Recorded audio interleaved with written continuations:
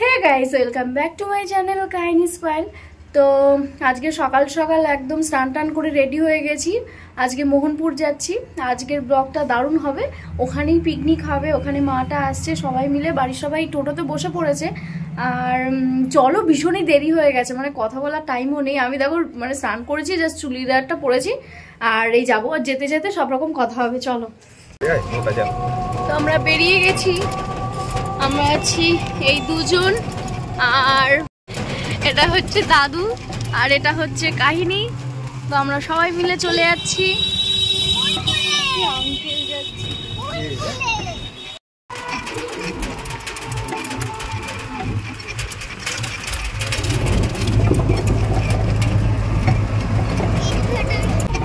এখানটা এরকম মাটি কাটা হয়, মানে কি ইট ভাটার জন্যই, তো যার জন্য এখনো লোকে কাজ হয় না। ও মানে মাটি করা হয়, পলিটা এখান থেকে পলি জমে, এইখান থেকে মাটির ওই ইট তৈরির মাটি কাটা হয়। ওই যে কাজ করছে ওখানে, আর ওই যে নদী। আর মানে এর 1 মাস আগেও এখানটা পুরো জল থাকে, তাই না? তখন এইখানটাতেও ভরা পুরো জল।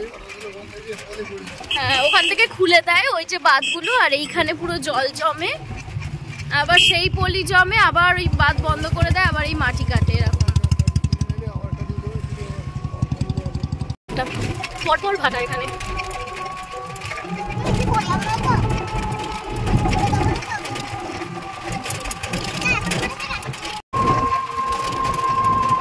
এই যে নদী, নৌকা বাঁধা রয়েছে। না, নৌকা চললে ধাক্কা মারবে না তো।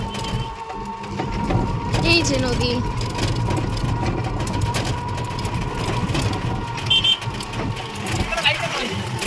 ওই যে ইট নিয়ে যাচ্ছে এই জায়গাটা, দেখো এই নৌকাটায়।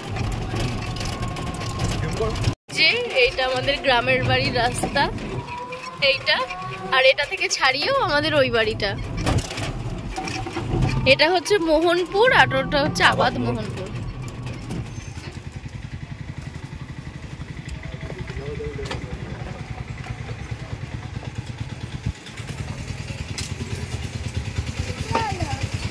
তো আমরা চলে এসেছি। এই যে এখানে সব রকম সবজি চাষ হচ্ছে, সব ঢেকে গেছে গাছে, প্রচুর গাছ। আখ গাছ, এ গাছ, আম গাছ, কি না গাছ লাগিয়েছে এখানে। এটা কুল গাছ হয়নি তো, কুল তো বিলিতি কুল না। হ্যাঁ, অ্যালোভেরাটা লাগিয়েছে এই যে নিচে এরকম। এখানে বসে মাছ ধরতো মা এই জায়গাটায়। এইটা পুকুর, এই যে আমাদের পুকুর বাঁধানো, চারিদিকটা বাঁধিয়ে দিয়েছে। হ্যাঁ আছে। তোমার জল ওপরে দেবো, এসো। তো আমরা এবার ওপরে যাই, চলো ওপরে আস্তে আস্তে।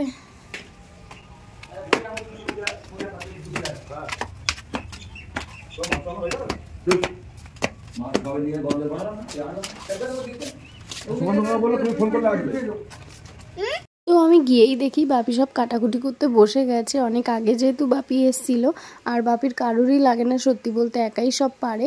আর এই ঘরটা নতুন করেছিল, আর এই ঘরে সমস্ত রকম সবার ফটো ছিল, বেশ দেখে ভালোও লাগছিল। আমরা ওপরে যাচ্ছি এখন।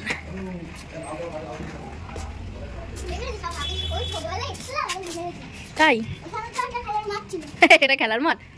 এই যে পিছনটা এরম জল কর, চারিদিকটা এরম জল কর ভরা, হাওয়া ভীষণ হাওয়া দেয়।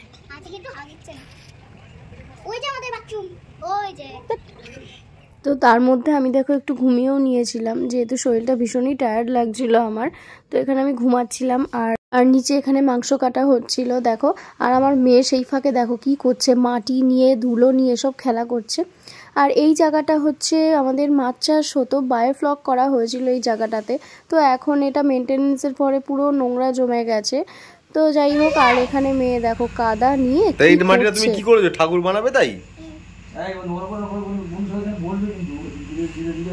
ও ও তো ওর গেঞ্জি দিয়ে মুছে দেবো ওইগুলো, দাঁড়াও।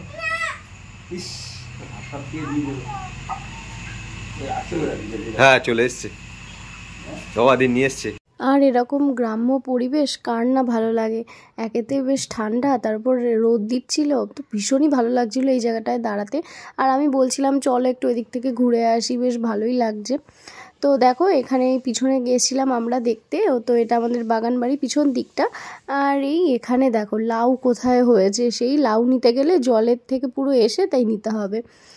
এই যে ডাব হয়েছে দেখো, কিন্তু একটাও পাই না, সব চুরি হয়ে যায়।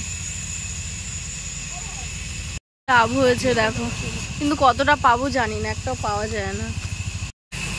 তো এখন গাড়ি আনতে যাচ্ছে, আমরা যাব এক পার্কে।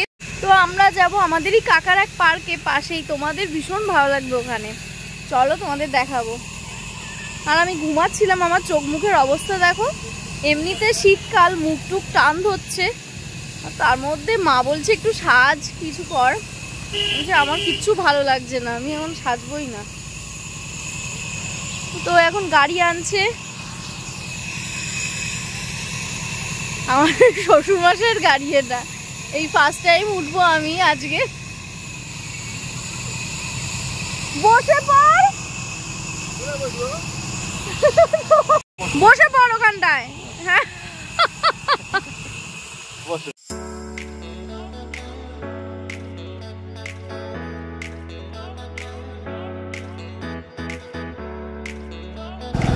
তো এই খোলা হাওয়া রিসর্ট, নেবে বন্ধ করে দাও গেট।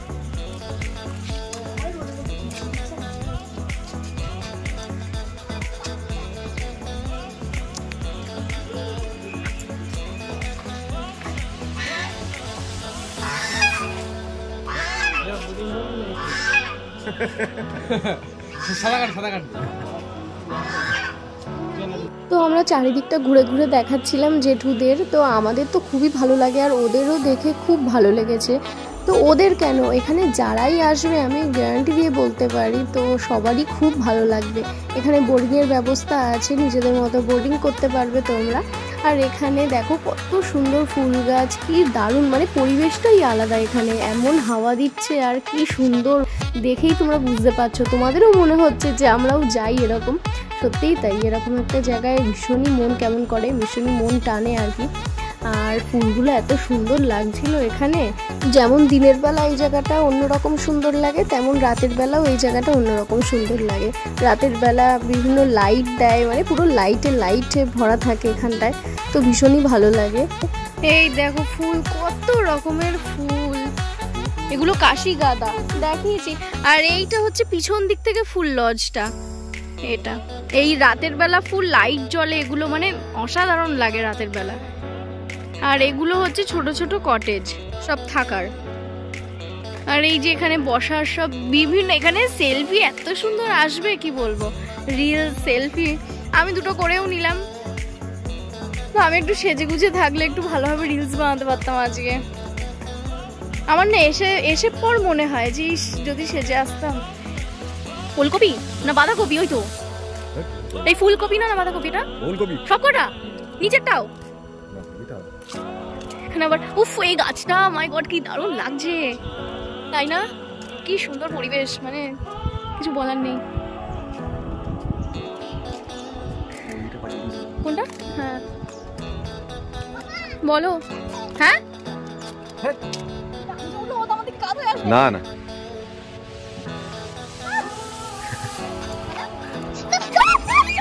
আচ্ছা আচ্ছা আচ্ছা আচ্ছা আচ্ছা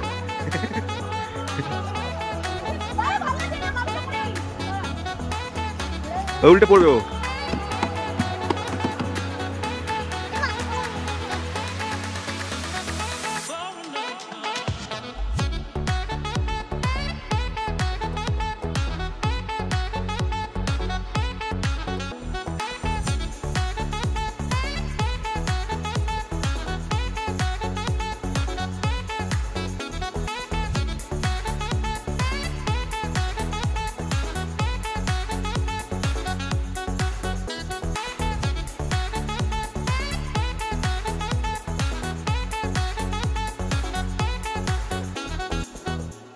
অনেক সিনেমা আর্টিস্ট আসে, আমাকে দেখার মতন নেই একদম ক্যামেরায়। তো এখানে সিনেমা আর্টিস্ট আসে, থাকে, অনেকে এসছে, মানে কি নাম, সব আলাদা আলাদা, স্টাফ রুম, ড্রাইভার্স রুম, সব আলাদা আলাদা এরকম রুম করাও আছে, তারা এসে যাতে থাকতে পারে। রচনা ব্যানার্জি এসছিল, তারপরে আরও কে বেশ কি যেন নাম ওনার ছিল, ওই সাগর, এরকম আমি নামগুলো জানি না ঠিক, আমি জানলে তোমাদেরকে বলবো। অনেক সিনেমা আর্টিস্ট এখানে থাকে, ভীষণ ভালো জায়গা। কষ্ট হয়ে গেছে হেঁটে, অনেকটা এরিয়া। রাতের বেলা একদম অন্যরকম লাগে, মানে লাইট টাইট জলে একদম পুরো দারুণ। আর মাম্মা মেয়েটাকে দেখার পর থেকে কিছুতেই ছাড়ছিল না, দেখো তো নিয়ে এদিক ওদিক দৌড়াদৌড়ি করছে, অনেকক্ষণ তো চটকাচটকি করেছে। তারপরে আমি বললাম মাম্মা ও খুব বেবি, এখন এরকম করতে নেই। তো দেখো এখানে অনেকগুলো এরকম বাচ্চা ছিল, আরও রীতিমতো বায়না ধরেছিল যে আমি বাড়ি নিয়েই যাব, যেহেতু অনেক দিন ধরে বায়না করতো আমাকে একটা পেট এনে দাও, পাপি এনে দাও এরকম। তো দেখো এখানে নিয়ে সবাইকে দেখাতে যাচ্ছিল যে আমি ধরেছি। আর এখানে কি সুন্দর একটা পাখি ছিল, এটা আমি জানি না নামটা ঠিক। তো তারপরে ওর জামা টামাগুলো পুরো নোংরা করে ফেলেছিল, আমি আর হাতটা ধুয়ে দিলাম ওকে। তো এই আজকে ব্লগটা এইটুকুই, আর নেক্সট ব্লগের জন্য তোমরা অপেক্ষা করো, দেখতে থাকো। আর কেমন লাগছে আমার ব্লগটা দেখতে তো অবশ্যই কমেন্ট করে জানিও কিন্তু। আর নেক্সট ব্লগের জন্য অবশ্যই অপেক্ষা করো। তো ততক্ষণ অবধি বাই।